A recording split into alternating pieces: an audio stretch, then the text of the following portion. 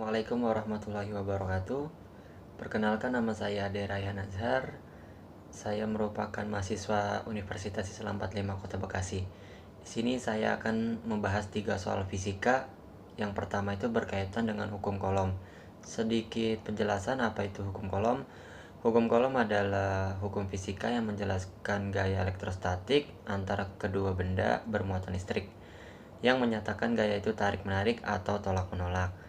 Yang kedua itu berkaitan dengan energi listrik. Energi dalam muatan listrik adalah energi yang tersimpan dalam suatu ruangan akibat keberadaan muatan listrik yang mampu melakukan usaha untuk menggerakkan muatan lain. Soal ketiga ini berkaitan dengan gaya hidrostatis. Gaya hidrostatis adalah gaya yang bekerja pada benda akibat tekanan zat cair atau fluida yang diam, di mana besarnya bergantung pada massa jenis fluida, terus percepatan gravitasi, selanjutnya kedalamannya.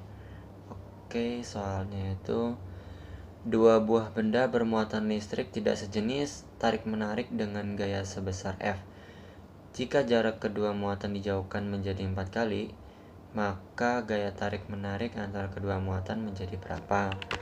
Sini ada sedikit rumusnya. R1 dibagi dengan R2 dikuadratkan. Nah, R1 di sini adalah jarak sebelum dipindahkan atau jarak awal, dan R2 di sini adalah jarak setelah dipindahkan. Tadi kan dipindahkannya 4 kali ya. Maka 4 ini dikuadratkan menjadi 16. Maka kita bisa simpulkan adalah 1/16 gayanya. Oke, selanjutnya nomor 2. Titik A dan titik B mempunyai beda potensial listrik sebesar 12 volt. Energi yang dibutuhkan untuk membawa muatan listrik sebesar 6 mikrocoulomb dari satu titik A ke titik B. Oke, penjelasannya di sini dengan W sama dengan Q dikali delta V. Nah, Q di sini adalah muatannya, terus delta V ini adalah beda potensial. Maka 6 dikali karena tadi mikrocoulomb, maka dia 10 pangkat minus 6 coulomb dikali dengan beda potensialnya 12. Hasilnya adalah 72 dikali 10 pangkat minus 6 joule atau 72 mikrojoule.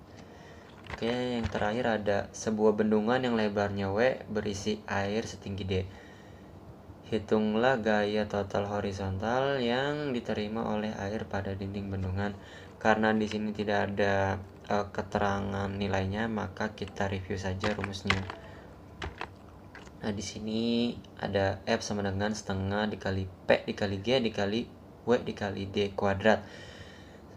P di sini adalah massa jenis airnya, dan G adalah gravitasi, sementara W dan D adalah luas dinding.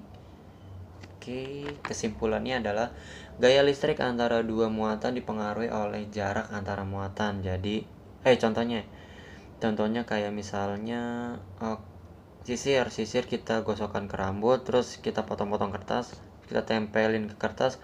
Semakin dekat sisir dan kertasnya, semakin nempel. Semakin jauh juga dia semakin melemah gaya tarik menariknya.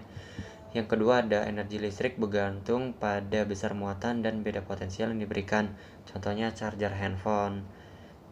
Yang terakhir ada bahwa gaya total horizontal yang diterima dinding berbanding lurus dengan kuadrat kedalaman air. Contohnya bendungan. Jadi semakin dalam airnya itu semakin keras atau besar juga tekanannya. Makanya kalau arsitek itu ngebangun bendungan, yang bawahnya itu harus kuat biar tidak rusak atau jebol. Mungkin itu saja dari saya, kurang lebihnya mohon maaf apabila dalam pembahasan ini saya masih tidak jelas lah.